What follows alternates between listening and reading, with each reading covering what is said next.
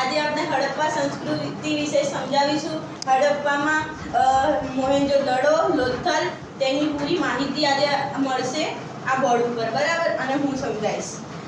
હડપ્પા ક્યાં મળી આવ્યું? હડપ્પા પાકિસ્તાન में પંજાબમાં ના એરિયામાં મોન્ટગોમરી જિલ્લામાં મળી આવ્યું હતું અને તેમની ખોજ કોણે કરી?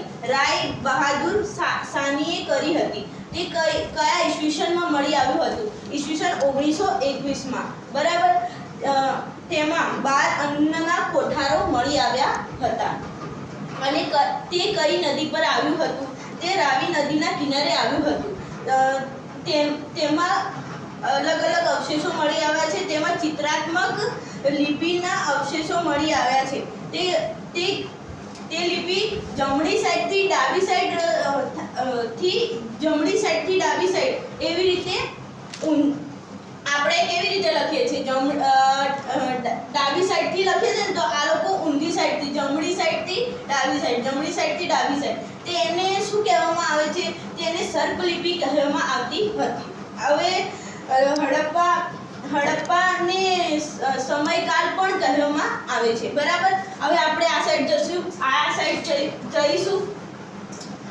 મોહેંજો-દડો ઈસવીસન 1922માં મળી આવ્યું હતું અને તેમની ખોજ કોણે કરી હતી? તેમની ખોજ રાખલદાસ બેનર્જીએ કરી હતી અને તે ક્યાં? પાકિસ્તાનમાં મળી આવ્યું હતું।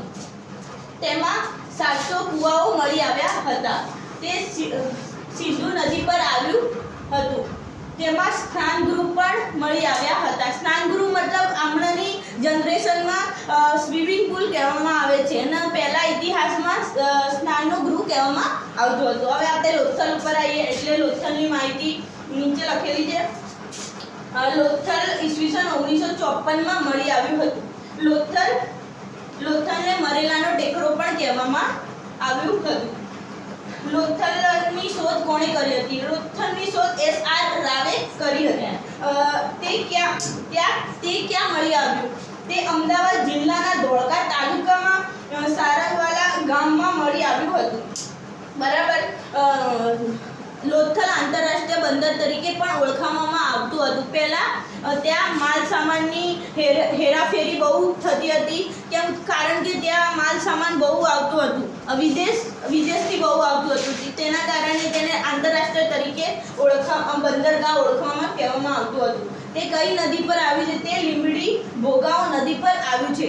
તેના મકાનના દરવાજા બહારની સાઈડ ખુલે છે, કારણ કે તેમાં માલ સામાન સરળતાથી બહાર કાઢી શકાય છે। તેના કારણે તેમના દરવાજા બહારની સાઈડ બનાવવામાં આવ્યા હતા અને તેમના મકાનના ઓટલા ઊંચા રાખવામાં આવ્યા હતા, કારણ કે તેમાં વરસાદ પાણી બહાર ના આવી શકે તેના કારણે।